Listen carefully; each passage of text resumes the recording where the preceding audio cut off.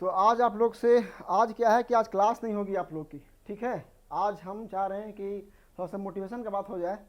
इतना निगेटिव माहौल अभी है जेपीएससी का और आसपास जो कंपटीशन के एग्जाम है उसके प्रति झारखंड में सारे बच्चे परेशान हैं। तो इस निगेटिविटी के माहौल में हम चाह रहे हैं कि आपको एक ऐसे व्यक्ति से मिलाएं जो उससे बात करने के बाद आपको लगे कि नहीं, हम लोग अगर मेहनत करेंगे, अच्छे से काम करेंगे तो हम आगे अच्छे से कर सकते हैं। तो आज जो हम जिनको बुलाए हैं, आमंत्रित किए हैं, वे कोई आम छात्र नहीं हैं, झारखंड लोक सेवा आयोग की परीक्षा में सफल छात्र हैं, ठीक है। तो मेरी ओर से बधाई उनको। नाम उनका है अशोक कुमार भारती। नाम सुने ही होंगे, जो जो तैयारी कर रहे हैं जेपीएससी का और जो जो फॉर्म भरे हैं जेपीएससी का भरने वाले हैं, तो इनका नाम तो सुने ही होंगे, चूँकि रैंक होल्डर हैं जेपीएससी में, जेएस में, ठीक है, प्रशासनिक में इनका रैंक 2 है और टॉपर है। और एक बात और, जो इनको बुलाने का सबसे बड़ा उद्देश्य था कि खोटा भाषा में इन्होंने 102 मार्क्स, हमको लगता है कि टॉपर में है ये 102 खोटा में आपका 102 नंबर ये अप्लाई हुए, स्कोर किए हुए हैं। खोटा में 102 मार्क्स स्कोर किए हुए हैं।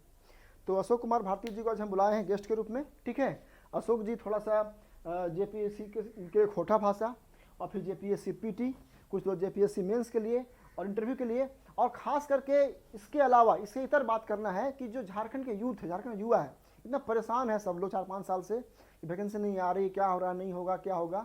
तो उनके लिए थोड़ा सा मोटिवेशन क्लास के लिए इसको हम बुलाए हैं, ठीक है। ये थोड़ा सा आएंगे आप लोग को और थोड़ा सा आप लोग को आज गाइड करेंगे।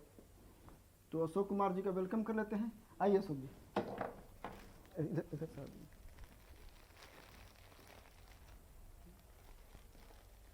Thank you sir. अब संभालेंगे अशोक जी। अशोक जी जेपीएससी में इस बार सफल चयनित छात्र हैं, ठीक है। दूसरा रैंक है इनका और खोटा में टॉपर हैं। और एक बात इनके बारे में और बोलना भूल गए हम, जेएनयू, ये चूँकि बेचारे यहाँ पे दिल्ली जब से आए थे, दिल्ली में आकर इन्होंने काफ़ी संघर्ष किया, पीटी मेंस की तैयारी किया, और साथ ही इनका एकेडमिक रिकॉर्ड बहुत ज़बरदस्त है। ये पढ़े लिखे हैं जेएनयू से, ठीक है। और हमको और एक बात और, सबसे बड़ी बात, इंटरव्यू में इनका 87 मार्क्स था, 87 है ना, 87 मार्क्स था। आप समझिए कि 100 में 87 मार्क्स करना इतना आसान काम नहीं होता है। तो इनका एकेडमिक बैकग्राउंड, ठीक है, इनकी पर्सनैलिटी एकदम मतलब मीठा बोलते हैं, मृदभाषी हैं और टू द पॉइंट बात करते हैं, इसलिए भी इनको 85 मार्क्स मिला होगा इंटरव्यू में, ठीक है। तो अब संभालेंगे अशोक जी। इसको वहाँ रख दीजिए अशोक जी, इसको आप यहाँ, इसको डालिए, पकड़ में डालिए, इसको यहाँ रख दीजिए, ठीक है। अब थोड़ा सा आप पहले अपने बारे में 2 मिनट, उसके बाद जेपीएससी खोटा के बारे में, फिर जेपीएससी पीटी के बारे में और जेपीएससी मेंस के बारे में, थोड़ा सा इंटरव्यू के बारे में गाइड कर दीजिए, ठीक है ना। चलो, ऑल राइट। सभी दोस्तों को मेरा नमस्कार और थैंक यू सबको। और अभी आप सबको पता है, अभी सर ने मेरे बारे में बहुत हद तक बता ही दिया, इंट्रोडक्शन भी बता ही दिया। मेरा नाम अशोक कुमार भारती है और इस बार जेपीएससी में प्रशासनिक सेवा में 2nd रैंक मेरा आया है। और बात करें तो जेपीएससी की, तो देखिए सर ने बताया कि जो मेरा एकेडमिक वगैरह है वो तो बहुत शुरू में अपने झारखंड से ही रहा है, हजारीबाग डिस्ट्रिक्ट से रहा है और कुछ अपने क्षेत्र से रहा है। उसके बाद पोस्ट ग्रेजुएशन दिल्ली से हुआ था, इग्नू से, और जेएनयू से मेरा पीएचडी रिसर्च चल रहा है अभी। और जेपीएससी का जैसे बात करें तो सबसे पहले ये कि 5वीं जेपीएससी में भी मैं इंटरव्यू तक पहुंचा था और वहाँ पर कुछ चीज़ें रह गई थी और वहाँ पर कुछ कमियां रह गई थी, जिसकी वजह से मैं फाइनल सिलेक्शन नहीं हो पाया था। और बात ये करेंगे तो 5वीं जेपीएससी से इसका जो 6ठी में मैंने जो सफलता पाया है, तो इसका बैकग्राउंड कहीं 5वीं से जुड़ा हुआ है। 5वीं में मैंने 2 ऑप्शनल रखा था। अब 2 ऑप्शनल उसमें मैंने एक हिस्ट्री और एक इकोनॉमिक्स रखा था। ये दोनों बड़े बड़े सब्जेक्ट थे और कहीं ना कहीं मेरा हिस्ट्री में और थोड़ा मार्किंग कम हो गया था। फ़र्क पड़ जाता है, 2 बड़े सब्जेक्ट रखते हैं तो फ़र्क पड़ जाता है। जब रिजल्ट आया था तो उसमें मुझे ये पता चला था कि जो रीजनल सब्जेक्ट है उसमें अच्छे खासे मार्क्स हुए थे और शायद मेरा अगर रीजनल सब्जेक्ट होता तो मैं 5वीं में भी सिलेक्ट होता, क्योंकि अब कम मेहनत में अच्छे मार्क्स पा सकते हैं। तो ये जो मेरा 5वीं में जो गलती थी, एक प्रकार से बोलिए कि बड़े सब्जेक्ट रखने का, और 6ठी में था हालांकि ऑप्शनल ख़त्म हो गया, तो जो लैंग्वेज पेपर था तो उसको मैंने खोटा रखा था। और खोटा, ये विश्वास करेंगे कि बहुत कम मेहनत में बहुत अच्छे मार्क्स आए, 102 नंबर मुझे मिला खोटा में। शुरू में तो मुझे लग रहा था कि पता नहीं नया सब्जेक्ट है, कैसे मैं करूँगा और कैसे हो पाएगा। लेकिन खोटा जो सब्जेक्ट है वो बहुत हद तक पूरे लगभग हिंदी के जैसा है। जैसे कि आपका खोटा का जो व्याकरण है वो लगभग हिंदी से मिलता जुलता है। कुछ शब्द हैं उसके जो रीजनल हैं वो आ जाते हैं, और रीजनल को जैसे अगर बहुत जगह ऐसा भी होता है कि रीजनल सब्जेक्ट शब्द नहीं आ रहे हैं तो कुछ हिंदी के भी टर्मिनोलॉजी यूज हो जाते हैं। तो ये है कि उसका जो खोटा का सिलेबस भी बहुत कम है और हिंदी से भी मिलता जुलता है। दूसरी चीज़ ये है कि आपका जो क्षेत्रीय भाषा है तो आप जो बोलचाल के में जो इस्तेमाल करते हैं वही आपको लिखना भी पड़ता है। तो इसमें बहुत ज़्यादा आपको ये दिमाग लगाने की ज़रूरत नहीं पड़ती कि नहीं बहुत क्या डायनामिक एक पेपर होता है, उस डायनामिक पेपर की तरह नहीं है। फिक्स सिलेबस है, छोटा सिलेबस है, कम समय में बहुत जल्दी तैयार हो जाता है, और इसको मैंने रियलाइज़ भी किया है। और जब मैं एग्ज़ाम दे रहा था तो मुझे लग रहा था पता नहीं स्कोर होगा या नहीं होगा, बट अपने आप पे भरोसा था कि नहीं चलो अच्छा ठीक है, और स्कोर भी अच्छे खासे हुए मेरे। अब बात करते हैं कि खोटा में 2-3 सेक्शन है। एक ग्रामर होता है, एक कुछ ट्रेडिशनल सेक्शन है। ट्रेडिशनल सेक्शन है जो सर जो बताएंगे वो बहुत इजी तरीके में वो बताते हैं। आर के पांडे सर जो भी चीज़ों को बताते हैं उनका एक तरीका ये है कि वो जो बताते हैं वो पहले हिंदी से रिलेट करते, हिंदी भी बताता है, उसके बाद खोटा में बताते हैं। इसमें क्या है कि एक फ़ायदा ये मिलता है कि आप डायरेक्ट अगर कोई लड़का खोटा से यूजुअल नहीं है तो उसे थोड़ी कन्फ्यूजन होगी, तो एक थोड़ा बैकग्राउंड भी बता देते हैं तो समझने में आसान होती है। और रियल कहा जाए तो खोटा का पढ़ने का तरीका भी यही है कि थोड़ा आप पहले हिंदी को रूबरू हो लीजिए कि हिंदी का व्याकरण क्या है या उससे रिलेटेड चीज़ें क्या है, उसके बाद फिर उसको खोटा में देखिए तो बहुत ही आसान हो जाता है। और रीजनल की बात है तो उसके बाद फिर जेपीएससी के पीटी के पे एग्ज़ाम पर आते हैं। तो पीटी का एग्ज़ाम है तो आपको पता है कि इसमें मैक्सिमम जो क्वेश्चंस होते हैं वो फैक्ट बेस्ड होते हैं। कुछ क्वेश्चन होते हैं बहुत कम होते हैं एनालिटिकल बेस्ड होते हैं, लेकिन आपको ये है कि फैक्ट बेस्ड क्वेश्चन है तो इसमें आपको बहुत केयर होना पड़ता है।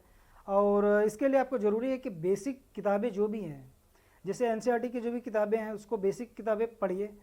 और बेसिक किताबों में ये है कि आप कॉन्सेप्ट तो पढ़ रहे हैं, लेकिन साथ में फैक्ट को भी ध्यान में रखना है, क्योंकि सबसे ऑथेंटिक फैक्ट एनसीईआरटी की में ही होती है। तो फैक्ट के साथ में, कॉन्सेप्ट के साथ में आपको एक काम करना है कि क्वेश्चन बैंक को भी देखते रहना है। जैसे जो भी जेपीएससी का एग्ज़ाम हुए तो कौन सा क्वेश्चन पूछा गया है, किस तरीके का पूछा गया है, तो आपको एक मोटा मोटी आइडिया लग जाता है। दूसरी ओर ये है कि आप जेपीएससी के अलावा जो भी इधर स्टेट पीसीएस है या यूपीएससी का भी जो क्वेश्चन बैंक है उसको भी थोड़ा देखेंगे तो आपको ये पता चलेगा कि नहीं क्वेश्चन कैसे पूछे जाते हैं। ये है कि आप जब प्री का तैयारी करते हैं तो आप बुक पढ़ते हैं तो उसमें ये पता नहीं चलता है कि उस बुक से किस टाइप के क्वेश्चन निकल के आते हैं, तो इसलिए आपको क्वेश्चन से रूबरू होना बहुत ज़रूरी है। और दूसरी चीज़ है कि आप जब एग्ज़ाम के लिए तैयारी कर रहे हैं तो आपको है कि एग्ज़ाम क्लियर करना है, एग्ज़ाम पास करना है, ना कि आपको बहुत ज़्यादा विद्वान बनना है या फिर अपना नॉलेज को बढ़ाना है। नॉलेज बढ़ाना, अगर आप नॉलेज बढ़ाते अच्छी बात है, लेकिन उसको एग्ज़ाम में किस तरीके यूज़ करते हैं ये मायने रखता है। तो ये आपकी जो स्ट्रेटजी या जो पढ़ाई होनी चाहिए वो पूरी तरह से एग्ज़ाम बेस्ड होनी चाहिए। जो भी पढ़े तो आप ये ध्यान में रखें कि ये इसका एग्ज़ाम में किस तरीके से यूज हो सकता है, या फिर कैसे, मतलब इसका फ़ायदा कैसे मिलेगा, इससे क्वेश्चन कैसे बनेंगे और इससे मुझे मतलब एग्ज़ाम में किस तरह से लाभ मिलेगा। ये माइंडसेट आपको बना के रखना होगा, तब आपके लिए चीज़ें आसान होती जाएंगी। नहीं तो आप देखेंगे कि पढ़ने के लिए बहुत सारी चीज़ें, बहुत सारी किताबें हैं, बहुत सारी चीज़ें हैं, अगर आप उसमें उलझेंगे तो फिर उलझते ही चले जाएंगे। तो एग्ज़ाम ओरिएंटेशन बहुत ज़्यादा ज़रूरी है।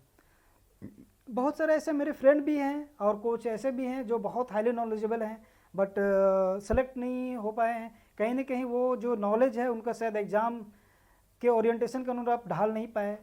तो आपको इन सब चीज़ों से बचना है कि जो है कि आप जो भी नॉलेज गेन कर रहे हैं तो उसको सही तरीके से यूज करिए। और पीटी का मेन फोकस है कि पीटी में है कि फैक्ट को थोड़ा ध्यान में रखना होगा, और उसमें पीटी में अगर एक क्वेश्चन मिस्टेक कर गए तो उसमें कोई चांस नहीं है कि आप दोबारा फिर उससे, मतलब वो हमेशा आपको नेगेटिव ही जाएगा। मेंस में ये है कि आप अगर एक क्वेश्चन थोड़ा सा लूज लिखे तो अगले क्वेश्चन में थोड़ा मैनेज कर सकते हैं। लेकिन प्री में नहीं, अगर आपने एक क्वेश्चन मिस्टेक कर दिया तो आप कभी उसका मार्क्स नहीं पा सकते, आपका शून्य हो जाएगा। तो इसलिए उसमें आपको केयरफुली भी देना है। और जब प्री के एग्ज़ाम देते हैं तो उसमें माइंडसेट भी बहुत पॉजिटिव रखना होगा कि आप ये नहीं कि बहुत सा बार ये होता है कि सिलेबस कवर नहीं कर पाए तो नहीं एग्ज़ाम नहीं हो पाएगा, या फिर नहीं मुझसे नहीं होगा, मैं सिलेबस कवर नहीं है, या बहुत सारी चीज़ें तैयार नहीं है। तो आपको ये बता दूं कि एग्ज़ाम क्लियर करने के लिए ज़रूरी नहीं कि पूरा 100% तैयार करें। आपने जो भी तैयार किया है उसको अच्छे तरीके से, और कम भी तैयार किए हैं तो लेकिन उसको बहुत अच्छे तरीके से 100% दे करके तैयार किया है तो आप सक्सेस हो सकते हैं। सपोज दैट आपने अगर सिलेबस 80% ही कवर किया है लेकिन उसको 80% को पूरा 100% दे के तैयार किया है तो मेरा मानना है कि आप उसमें सक्सेस हो सकते हैं, उसमें कोई बड़ी चीज़ नहीं है। अब इसमें इसके अलावा आप जब मेंस पे जाते हैं, जेपीएससी मेंस के अलावा मेंस पे, तो मेंस का जो तैयारी है वो प्री से थोड़ा हट करके है। मेंस आपको सब्जेक्टिव है, लिखना पड़ता है। तो मेंस के लिए आपको ये करना है कि आप शुरू से एक लिखने की आदत डालिए, क्योंकि आप नॉलेज कितना गेन करते हैं ये अंततः आपको तभी फ़ायदा मिलेगा जब उसको मेंस के एग्ज़ाम में उसको लिखेंगे। आप कितना जानते हैं क्या नहीं जानते हैं ये कोई मायने नहीं रखता है, जब तक कि आप उसको एग्ज़ाम में नहीं लिखेंगे, पेपर में नहीं लिखेंगे, तब तक उसका फ़ायदा नहीं मिलेगा। तो एक कन्फ्यूजन से आती है कि कहाँ से शुरू करें, मेंस के लिए क्या करें। तो जो बेसिक बुक्स है आपका एनसीईआरटी की बुक है, और कुछ अगर कुछ एडवांस भी बुक पढ़ना पड़े तो थोड़ा बहुत आप उसको भी हेल्प ले सकते हैं, लेकिन बेसिक आपका एनसीईआरटी की बुक तो है ही। तो उसको पढ़ने के बाद, उसकी समझ विकसित करने के बाद आप उसको लिखने की प्रैक्टिस करें। कुछ भी टॉपिक है तो आप उस पर क्या लिखते हैं और अपने शब्दों में क्या लिखते हैं, और लिखने के बाद उसको खुद से भी पढ़िए कि पता चलेगा कि एक कहते हैं सेल्फ एनालिसिस, और सेल्फ एनालिसिस भी करिए, और लिखने की आदत बहुत ज़्यादा ज़रूरी है। उसके बाद ये है कि जैसे आप मेंस की तैयारी कर रहे हैं तो जो भी क्वेश्चन पूछा गया है मेंस में, जितने भी क्वेश्चन पूछे गए, क्वेश्चन बैंक है, तो उनको सब आप रिवाइज करिए, क्या पूछा गया क्या नहीं पूछा गया है उसको आप रिवाइज करिए। और मेरा एक सलाह रहेगा कि अगर मेंस आप तैयार कर रहे हैं तो टेस्ट सीरीज आप ज़रूर दीजिए, क्योंकि टेस्ट सीरीज आपको ना सिर्फ आपको राइटिंग स्किल को डेवलप करता है, बल्कि आपको ये भी बताता है कि आप मेंस में क्या क्या मिस्टेक कर सकते हैं। छोटे छोटे बहुत सारे मिस्टेक्स होते हैं, हो सकता है आपको मेंस में जो ऊपर में क्वेश्चन को लेकर के जो दिया जाता है, नोटिफिकेशन नोटिस रहता है ऊपर में, उसको ध्यान से पढ़ने के बारे में हो गया, या फिर क्वेश्चन में क्या कहा जा रहा है, क्या पूछा जा रहा है, या फिर इंस्ट्रक्शन जो भी है वो इंस्ट्रक्शन के संदर्भ में भी आपको ध्यान जाता है। तो टेस्ट सीरीज आप देंगे तो उससे आपके जो भी आपके मिस्टेक्स आने वाले हैं आपको एग्ज़ाम हॉल में, वो सारे मिस्टेक्स नहीं होंगे। तो और दूसरी चीज़ ये है कि आप 3 घंटे में कितना लिख पाते हैं, आपके अंदर में कितनी कैपेसिटी है, उसके बारे में भी पता चलता है। कई लोग सवाल उठाते हैं कि नहीं टेस्ट सीरीज दे रहे हैं या मेंस का भी दे रहे हैं तो कहेंगे उससे कोई लाभ नहीं है, क्वेश्चन तो आते नहीं है, क्या फ़ायदा है। तो आपको इस रूप में नहीं देखना है, आपको ये देखना है कि आपके टेस्ट सीरीज देते हैं तो उसमें कितना मतलब 3 घंटे में अपना आप को कैसे मैनेज करके अपने नॉलेज को कैसे रख पाते हैं, ये देख सकते हैं। मिस्टेक कहाँ पर आप करते हैं उसको अभी आप दूर कर सकते हैं।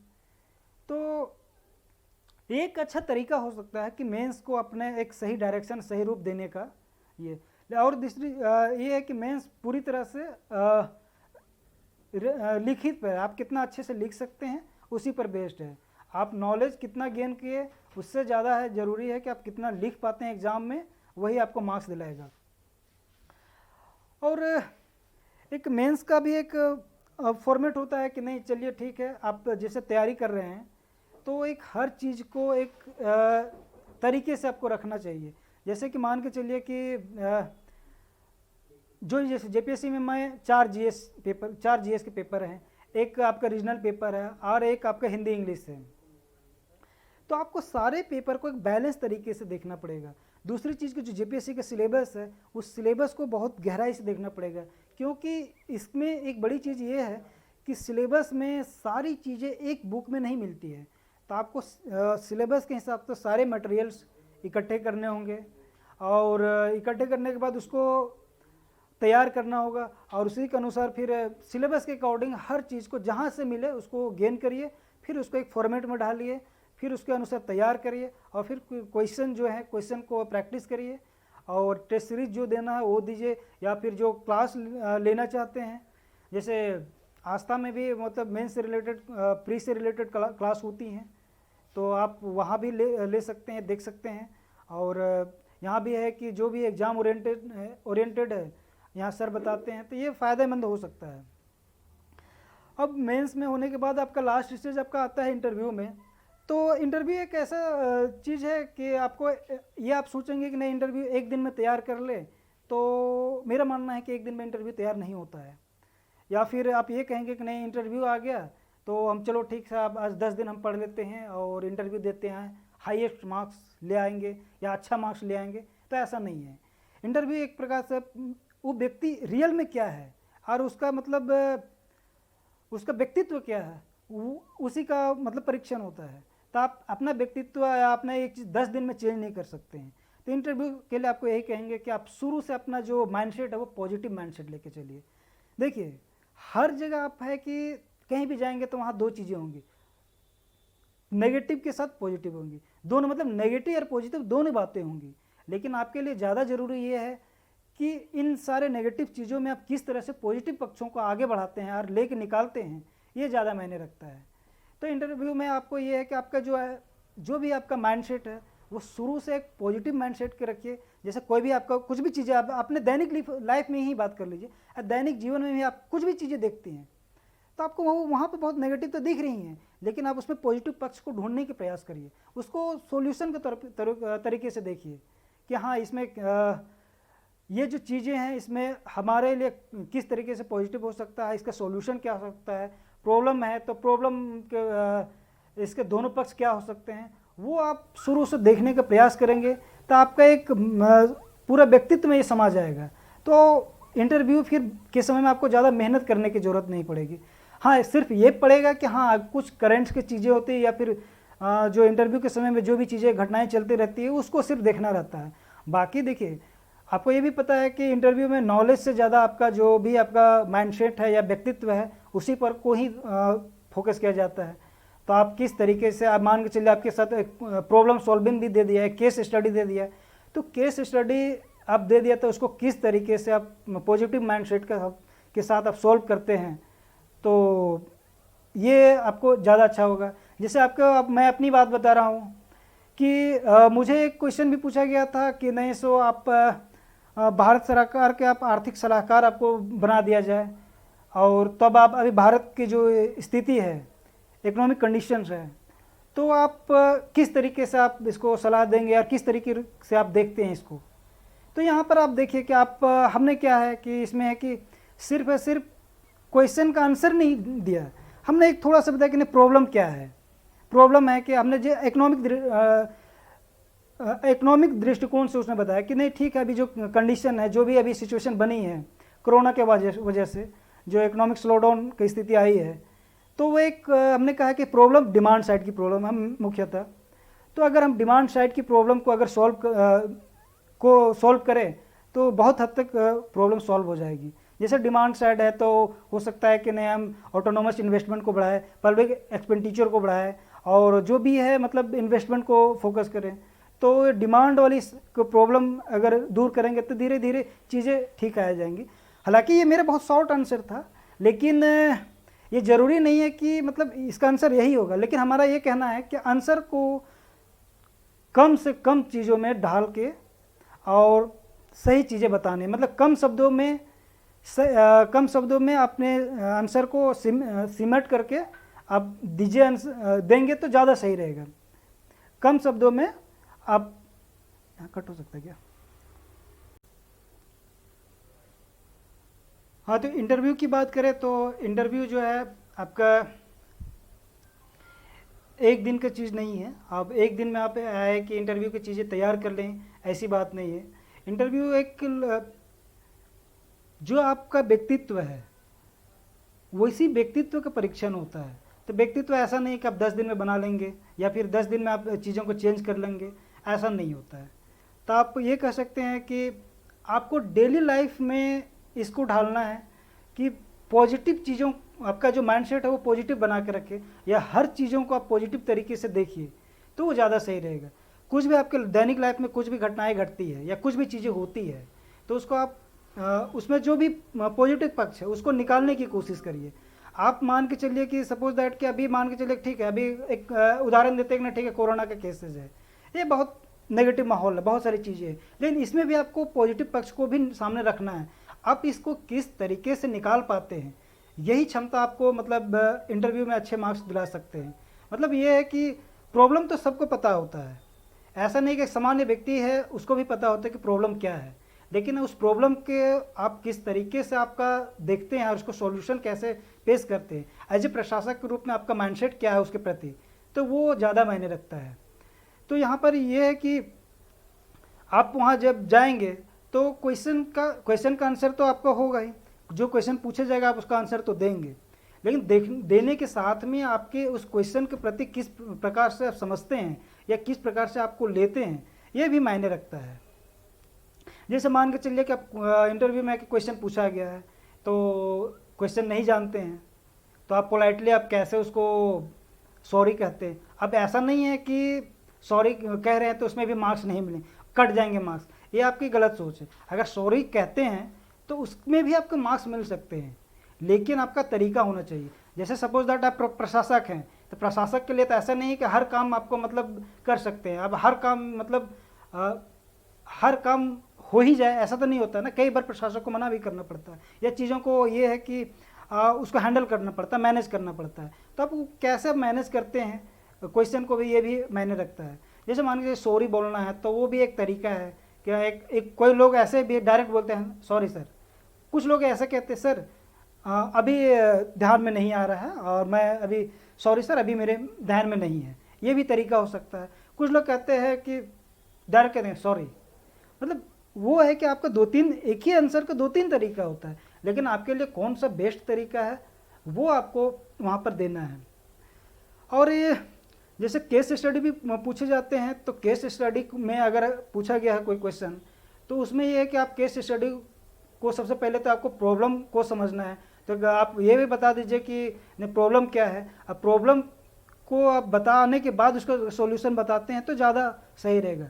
लेकिन कोशिश ये होना चाहिए कि हमेशा जो उत्तर दे रहे हैं इंटरव्यू में वो हमेशा शॉर्ट में होना चाहिए, लंबे नहीं होना चाहिए, क्योंकि लंबे आंसर देंगे तो बहुत सारे आपके साथ शब्द भी निकलेंगे, टेक्निकल शब्द भी निकल सकते हैं, और ऐसे कंडीशन में आप फंस सकते हैं। तो इंटरव्यू में शॉर्ट आंसर देने का एक बहुत बड़ा कारण यही होता है कि आप टेक्निकल शब्दों से बचें, क्योंकि अगर उसमें आप फंस गए तो फिर आपको लगता है कि उसी में उलझ सकते हैं। तो कम शब्दों में बढ़िया से बढ़िया और चीज़ों को समझा करके दीजिए तो ज़्यादा सही रहेगा। और कुल मिला जुला कर हम यही कहेंगे कि इंटरव्यू 1-2 दिन में नहीं होगा। आप शुरू से अपना माइंडसेट, पॉजिटिव माइंडसेट शुरू से रखे रहेंगे तो आपको कोई दिक्कत नहीं होगी, और मार्क्स अच्छे आएंगे। और सिर्फ ये होगा कि एट द टाइम कुछ करंट की चीज़ें और जो सी भी घटनाएं घट रही है उस पर ध्यान देने की ज़रूरत होती है। और उसके बाद इन सब चीज़ों के बाद अभी आप जैसे जेपीएससी की तैयारी कर रहे हैं, तो जेपीएससी की तैयारी में आप बहुत सारी चीज़ें चलते रहती हैं कि नहीं एग्ज़ाम सही टाइम पे नहीं होता है, बहुत लेट्स होते हैं, बहुत कभी 3 साल कभी 4 साल। खुद भी मैं इंटरव्यू दिया था 5वीं जेपीएससी का, तो दिसंबर 2015 में दिया था। तो अगर मैं ये सोचने लगता है कि नहीं यार बहुत लंबे समय है, कब तक मैं वेट करूं, क्या करूं, तो फिर यहाँ तक आज मैं पहुंच ही नहीं पाता है। तो आपको ये है कि हर चीज़ों में आपको पॉजिटिव सोचना है। जैसे अब ये है कि ठीक है जेपीएससी है, ये तो निश्चिंत है ना कि एग्ज़ाम तो लेगी। हो सकता है 2 दिन 4 दिन 2-4 महीना लेट ले, या फिर हो सकता है कि थोड़ा लेट भी हो सकता है, लेकिन एग्ज़ाम तो लेगी, ये तो फैक्ट है। तो आपको ये मान के चलना है कि एग्ज़ाम तो होगी, और जब भी एग्ज़ाम हो तो अपना 100% दे के और फाइनली सेलेक्ट हो। आप ये मत सोचिए कि नहीं कब एग्ज़ाम होगा, पता नहीं होगा नहीं होगा। अगर इन सब चीज़ों में पढ़ेंगे तो आपकी पढ़ाई भी नहीं होगी और समय भी वेस्ट हो जाएगा। तो इसके जगह पे आप ये मान के चलिए कि अपना 100% तैयार रखिए, जब भी एग्ज़ाम हो और हम उसमें बैठे और फाइनली सेलेक्ट हो जाए। तो मेरा भी यही माइंडसेट के अनुसार चला था। अगर मैं ये सोचता कि यार 15 में इंटरव्यू दिया हूँ, 16 में रिजल्ट आया है और मैं वेट ही करते रहता है पता नहीं कब एग्ज़ाम हो, तो मैं फ्रस्ट्रेट भी हो जाता और दिक्कत भी हो जाती है। तो लेकिन ये है कि हाँ, अपना तैयारी करते रहा, बस जब भी हो एग्ज़ाम दूंगा। और देखिए मैं लगातार लगा रहा और फाइनली सेलेक्ट हो गया। और बहुत अच्छा लगा फाइनली सेलेक्ट होने का, बहुत बहुत। और आस्था आईएएस को भी बहुत बहुत धन्यवाद, क्योंकि यहाँ पर इनसे मैं जुड़ा रहा और बहुत चीज़ मुझे को मिली। और फाइनली सिलेक्शन में बहुत योगदान रहा है। और आस्था आईएएस और उनकी टीम को और सर को बहुत बहुत धन्यवाद। Thank you. तो काफ़ी अच्छा रहा अशोक जी के साथ, मोटिवेशनल रहा आप लोग का। देखिए हजारीबाग के छात्र हैं, हजारीबाग से यहाँ आए और दिल्ली आने के बाद मेहनत किया, संघर्ष किया और सफलता इनको हाथ लगी। तो ओवरऑल यही कहना है कि अभी क्षेत्रीय भाषा का समय है, खोटा बूम है, खोटा में उनका अच्छा मार्क्स भी आया है। तो हम यही कहना चाहेंगे आप लोगों को कि जेपीएससी में खोटा भी नंबर 1 विषय है, उसको ऑप्ट कीजिए, उसको पढ़िए और तैयारी कीजिए और परीक्षा पास कीजिए। अभी क्लास तो ऑफलाइन होगा नहीं, अभी जून चल रहा है, जून जुलाई अगस्त सितंबर तक क्लास होने वाली है नहीं। तो मेरा जो चैनल है जोहार एडू कैंपस, उसमें जुड़िए, ठीक है। अगर जुड़ना चाहते हैं आप ऑफलाइन में तो दिल्ली आस्था में आइए। आस्था इसमें हम पढ़ाते हैं ऑफलाइन, और ऑनलाइन में पढ़ाते हैं अपने जोहार एडू कैंपस में हम पढ़ाते हैं। तो जहाँ जुड़ना हो, मेरा नंबर अपना है ही 9599624827। फिर से बोले नंबर 9, ठीक है, 9599624827 मेरा नंबर है। नंबर पे कॉल कीजिए और क्लास करना अगर ऑनलाइन तो जुड़िए हम लोगों से, ठीक है। और यही जो बोल रहे थे अशोक जी कि ये मत सोचिए कि एग्ज़ाम नहीं होगा, एग्ज़ाम होगी। हम कुछ बोल रहे थे, बोलिए। हाँ देखिए, एक चीज़ यहाँ ये कहना चाहेंगे कि क्षेत्रीय पेपर में अगर कहा जाए तो सबसे बढ़िया और सबसे अच्छा खोटा ही। हालांकि और भी पेपर हैं, ऐसा नहीं है कि आपको हो सकता है कि किसी और पेपर में कॉन्फिडेंट है तो आप उसमें भी कर सकते हैं, लेकिन कम समय में और कम मेहनत में ज़्यादा मार्क्स अगर आपको है तो मुझे लगता है कि खोटा है, आपको खोटा ही होगा। क्योंकि मैंने कभी भी खोटा पढ़ा नहीं था, कभी नहीं पढ़ा था, और इसके लेकर के कोई मतलब आज तक ना बुक भी पढ़ा था, ना ही कुछ भी नहीं था, कोई आइडिया नहीं था। लेकिन भी मैंने फिर खोटा लिया और बहुत कम मेहनत में और अच्छे स्कोर मिले उसमें। 40 हमको लगता है कि 45 डेज काफ़ी है इसके लिए। 45 डेज में आप अच्छा कर सकते हैं, ठीक है। और बाकी जेपीएससी पीटी जेपीएससी मेंस के लिए इसी तरह से बार बार कभी मोटिवेशन क्लासेस या मिलते रहेंगे, मिलाते रहेंगे हम लोग, ठीक है। तो आज के लिए इतना ही। ऑल द बेस्ट सबको।